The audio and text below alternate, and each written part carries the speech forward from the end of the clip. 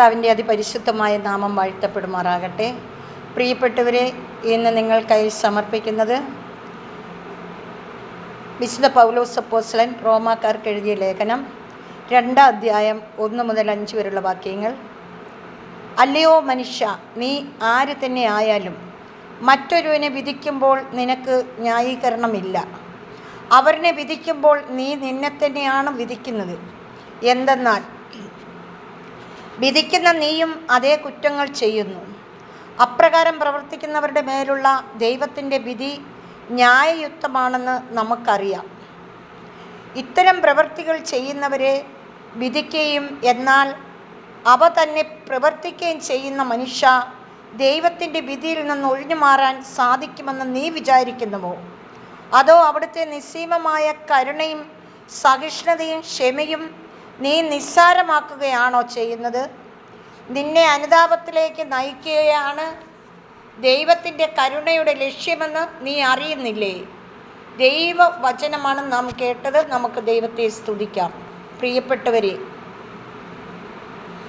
നാം ദൈവത്തിൻ്റെ കരങ്ങളിൽ എപ്പോഴും സുരക്ഷിതരായിരിക്കുന്നു എന്ന ബോധ്യത്തിൽ നാം നടക്കുമ്പോഴും നമുക്ക് പലപ്പോഴും നമ്മളിൽ നിന്ന് വീഴ്ചകളാണ് വരാറുള്ളത്. നമുക്ക് കർത്താവിൽ ഉയർച്ച വരാൻ തക്ക സമയമാകുമ്പോൾ നമ്മൾ തന്നെ അറിയാതെ നമ്മൾ വീഴ്ചയിലേക്കാണ് പോകുന്നത്. എന്തുകൊണ്ടാണ് ഈ വീഴ്ചയിലേക്ക് പോകുന്നത്? എന്തുകൊണ്ടാണ് ഈ വീഴ്ച നമ്മളിൽ സംഭവിക്കുന്നത്?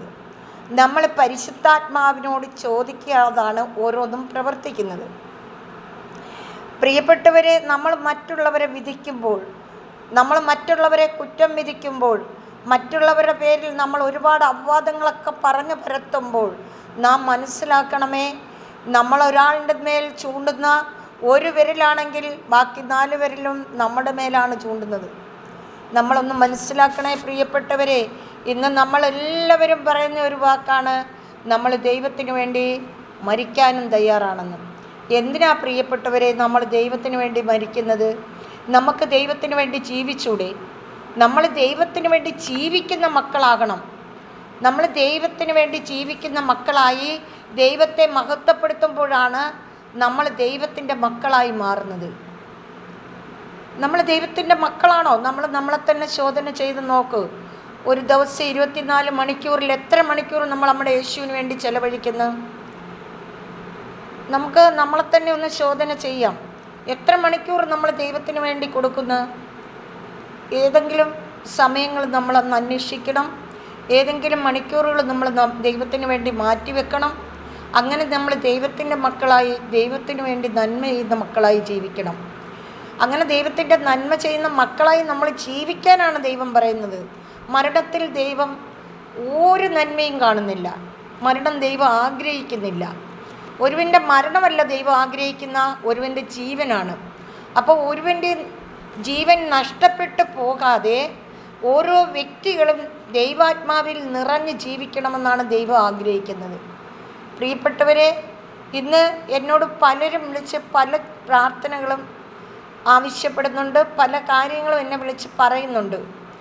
ഇന്ന് എന്നോട് പറഞ്ഞ ഒരു സഹോദരനും ഒരു സഹോദരിയും എൻ്റെ ഭവനത്തിൽ വന്ന് അവർക്ക് ഒരുപാട് വിഷമങ്ങളുണ്ടായി.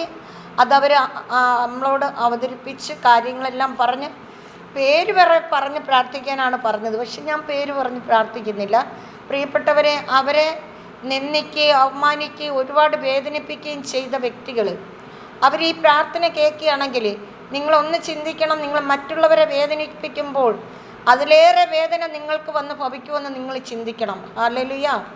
അങ്ങനെ നമ്മൾ മനസ്സിലാക്കേണ്ട വലിയ വലിയ കാര്യങ്ങളുണ്ട്. നമ്മൾ ദൈവനാമത്തിൽ നിലനിൽക്കുന്നെങ്കിലും മറ്റുള്ളവരെ കുത്തുപറയാൻ വളരെ സന്തോഷവതികളാണ് നമ്മൾ. മറ്റുള്ളവരെ നോവിക്കാൻ എന്തിനാ പ്രിയപ്പെട്ടവരെ? നമ്മുടെ യേശു മറ്റുള്ളവരെ ദ്രോഹിക്കുകയാണോ ചെയ്തത്? നമ്മുടെ യേശു മറ്റുള്ളവരെ വേദനിപ്പിച്ച് സന്തോഷിക്കുകയാണോ ചെയ്തത്? എല്ലാവരുടെയും വേദനകൾ ഏറ്റെടുത്തവനല്ലേ നമ്മുടെ യേശു.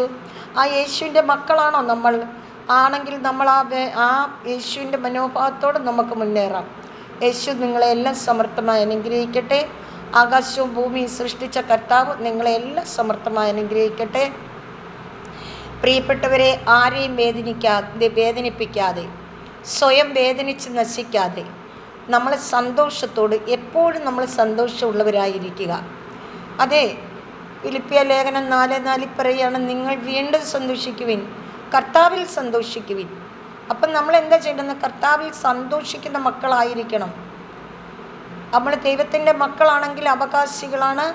നമുക്കെല്ലാം സഹിക്കാനും ക്ഷമിക്കാനുമുള്ള ശക്തിയും കൃപയും യേശുപ്പച്ചൻ തരും.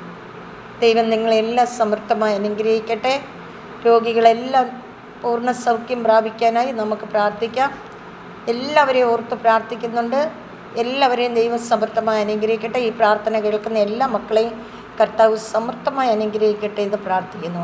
നിത്യം പിതാവും പുത്രനും പരിശുദ്ധാത്മാവിനും എന്നേക്കും ആമേൻ. പ്രിയപ്പെട്ടവരെ, ഇന്നവരുമായി സംസാരിച്ചതിന് ശേഷം ദൈവം തന്ന വചനമാണിത്. ഈ വചനം നിങ്ങളെല്ലാവരും വായിക്കുകയും ധ്യാനിക്കുകയും ചെയ്യണം. Praise the Lord. Hallelujah. Praise the Lord. Hallelujah.